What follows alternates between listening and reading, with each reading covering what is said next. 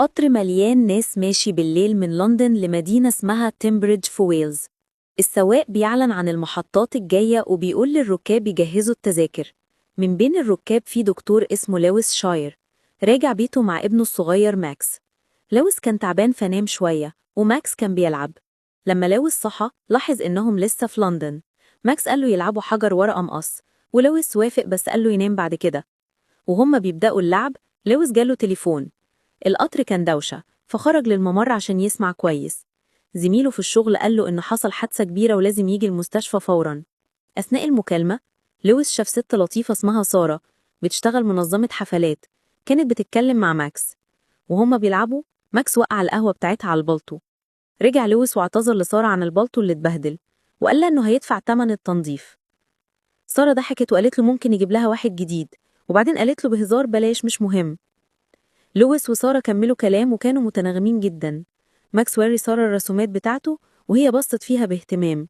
بعد شوية حد نادى على سارة فبقت مشغولة في مكالمة شكلها كده رومانسية كأنها مع حبيبها. لويس حس بالإحراج فمسك جورنال مستعاره من راكب تاني وبدأ يقرأ فيه. ماكس لاحظ راجل سكران شوية اسمه إيان كوفوسكي بيعمل خدعة بسيجارة بتختفي. ماكس خاف من شكل الراجل ورجع بسرعة لأبوه. السواق جه يراجع التذاكر ولما شاف السيجارة مع إيان طلب منه يرميها. حصلت مشادة صغيرة وكل الركاب بقوا متابعين. في الآخر إيان رمى السيجارة وقال إنه أصلاً ما عندوش تذكرة ومشي. ماكس خد لعبته وقعد يلعب جنب الباب. أبوه حذره إن ده خطر بس ماكس ما سمعش الكلام. وفجأة الباب اتفتح بعنف، بس الحمد لله لويس لحق يمسك ماكس قبل ما يقع. وطبعاً السؤال هنا، كنت هتعمل إيه لو اتعلقت جوه قطر ما بيقفش؟ الفيلم اللي هحكي عنه اسمه Last Passenger، وده فيلم بيجمع بين الأكشن والغموض والتشويق. بصراحة فيلم ممتاز شدني من أوله لآخره والنهاية كانت مفاجأة جدا. بصراحة أنا مش عارف أنت بتحب النوع ده ولا لأ، بس أنا بعشق الأفلام اللي ألوانها باردة كده، فيها لمسة غموض وتشويق. وقبل ما نبدأ الملخص ما تنساش تشترك في القناة وتفعل الجرس وتسيب لايك عشان يوصلك كل الملخصات الجديدة. مرعوب لويس صرخ في ماكس وخد منه اللعبة وقال له يقعد ساكت. بعد ما هدي شوية لويس بدأ يشرح له بهدوء إن اللي حصل كان خطر جدا وإنه لازم يخلي باله. السواق مر تاني عشان يراجع التذاكر واقترح يحطوا ماكس على الكرسي اللي جنب الممر عشان يبقى أأمن. سارة قالت إنهم المفروض يقلقوا أكتر من إن مفيش أقفال على الأبواب. السواق سألها لو هي أم ماكس، وماكس رد وقال له بهدوء ماما ماتت. القطر كمل طريقه والعربيات بدأت تفضى واحدة ورا التانية. لويس وماكس ناموا شوية، وفي الوقت ده حد هاجم السواق. عند المحطة اللي بعديها لويس صحي ولاحظ إن ما فضلش غيره هو وسارة في العربية. بدأوا يتكلموا أكتر، وسارة قالت له إنها سابت حبيبها وإن أصحابها عملوا لها حفلة في لندن عشان يفرحوها شوية. لويس اشتكى من شغله الممل، وسارة لاحظت البقعة على البلطو بتاعها وقبلت عرضه إنه ينظفها، واستغلت الفرصة وادته رقم تليفونها. بعدين قالت له يرتاح شوية ووعدته إنها هتصحيه قبل ما يوصلوا محطتهم، ولبست السماعات وبدأت تسمع موسيقى. بعد فترة لويس صحي فجأة على وقفة قوية للقطر. بص من الشباك وشاف راجل لابس جاكيت فسفوري وشخص تاني مصاب على القضبان. ولما القطر بدأ يتحرك تاني قال لسارة إنه رايح يبلغ السواق باللي شافه. في الممر قابل إيان الراكب اللي ما كانش معاه تذكرة، واكتشف إن السواق مش موجود. سمع صوت غريب فخرج راكب تاني اسمه بيتر كارمايكل وسأل إيه اللي بيحصل. لويس وكان قلقان شرح له إنه شاف حد مصاب على القضبان، ممكن يكون القطر خبطه وإنه لازم يبلغ السواق والمهندس فوراً. لكن بيتر ما خدش الموضوع بجد وقال له يهدي شوية ويتصل بالإسعاف وخلاص. لويس فعلا عمل كده واتصل بالإسعاف، وبعدين رجع لسارة وماكس اللي كانوا بيلعبوا سوا. وأخيرا القطر قرب من المحطة اللي المفروض ينزلوا فيها، فبدأوا يجهزوا نفسهم للنزول. لويس سأل ركبة تانية اسمها إيلين ميدلتون إذا كانت شافت السواق أو المهندس، لكنها قالت له لأ.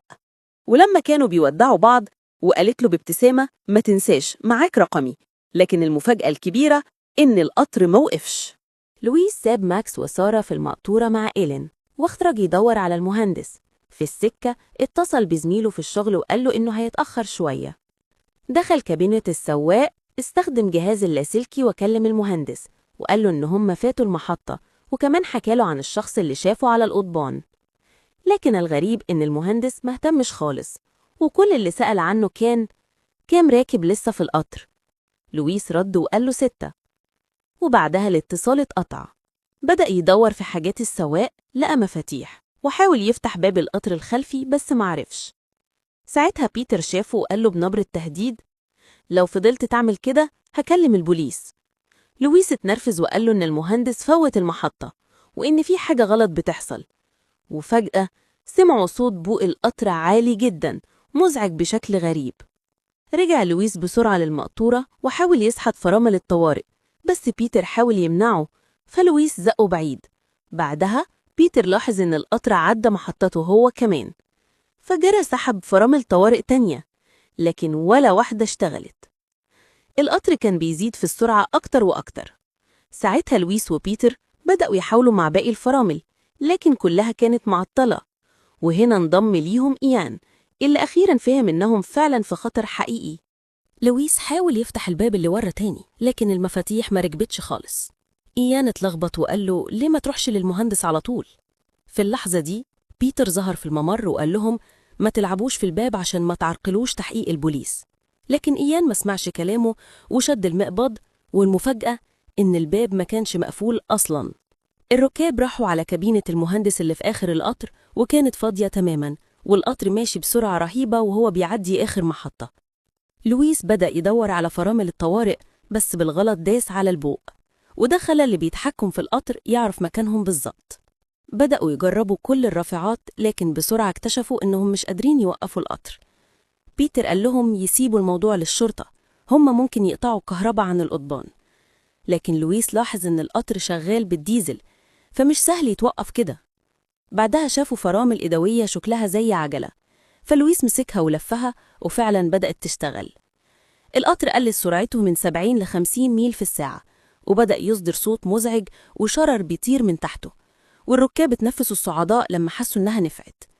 لكن اللي ماسك التحكم في القطر رجع السرعة تاني ورفعها لحد 100 ميل في الساعة، والتسارع المفاجئ ده خلى نار تقوم في القطر. بيتر حاول تاني يمنع لويس وإيان، وقال لهم إن اللي بيعملوه ده مخالف للقانون، لكن لويس ضربه بوكس في وشه. الركاب لفوا العجلة بالعكس، وده منع الشرار من إنه يولع القطر. رجعوا للممر، ولويس بدأ يعالج جروح بيتر. وفي الوقت نفسه إيلين لاحظت إنهم قربوا من مزلقان بيتفتح ويتقفل يدوي. لو الشرطة ما عملتش حاجة، القطر ممكن يخبط عربية ويخرج عن القضبان. بيتر حاول يتصل بالشرطة كذا مرة على أمل إنهم يلحقوهم. ماكس حس إن في حاجة غلط، فلويس شرح له إن في مشكلة في الفرامل، وعلمه شوية قواعد أمان لو حصل طارئ. القطر كان ماشي بسرعة كبيرة جدا ناحية المزلقان، والركاب كلهم بدأوا يدعوا ويتمنوا تحصل معجزة. لكن للأسف الدعاء ما نفعش. القطر خبط العربية بسرعة رهيبة وكمل طريقه، والركاب اتخضوا جدا. الشرطة وصلت متأخرة وما قدروش يعملوا حاجة.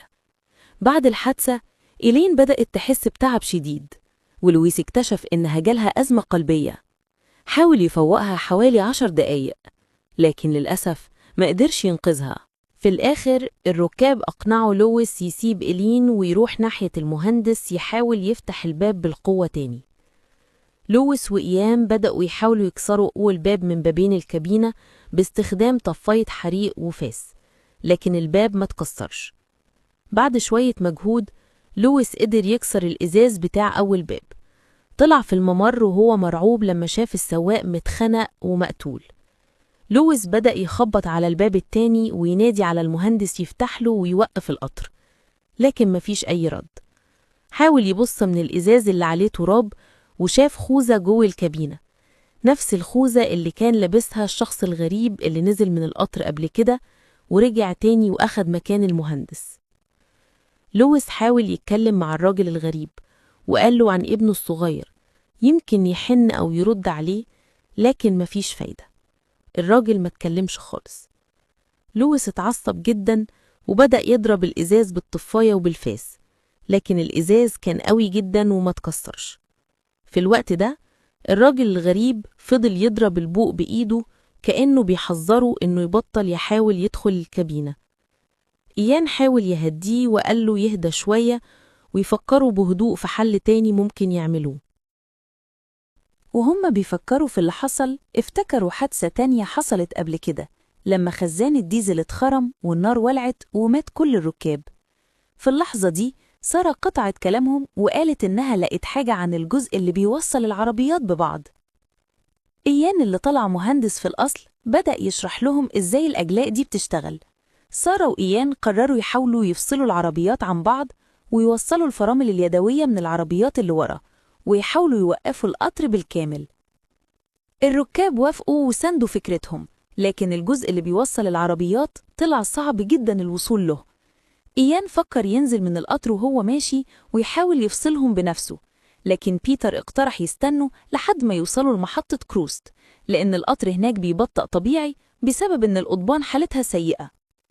إيان اعترض وقال إن المهندس ممكن ما يبطأش بإرادته، بس بيتر قال له إن لو ما بطأش القطر ممكن ينقلب، وقال كمان إن الراجل الغريب أكيد عايز يخلص على نفسه، بس لو القطر انقلب هنا مش هيكون بنفس الدراما زي لما يخبط في نهاية الخط. إيان وافق في الآخر على كلام بيتر، وبيتر طرح إنهم ياخدوا نفسهم شوية قبل ما يوصلوا كروست، يشربوا حاجة ويتكلموا عادي كأنهم في انتظار قدرهم. إيان رجع يعمل خدعة السجاير بتاعته اللي بيحبها، وده خفف الجو ورفع معنوياتهم وهم بيستعدوا للمهمة. في الآخر إيان قرر يخاطر بنفسه ونزل بره القطر، والرياح كانت شديدة جدا لدرجة إنها كانت هتطيره. وصل الجزء اللي بيوصل العربيات ببعض، لكن لقى صعوبة كبيرة إنه يفصلهم. لويس شافه من الشباك وكان هيقع من قوة الريح، ففتح الباب ومد إيديله. إيان حاول يتمسك كويس، وسارة صرخت فجأة وقالت إنهم داخلين نفق. في آخر اللحظة لويس قدر يسحبه بسرعة جوه القطر قبل ما يدخلوا النفق بثانية واحدة بس. إيان فاق وهو دراعه مخلوع، لكن غير كده كان بخير.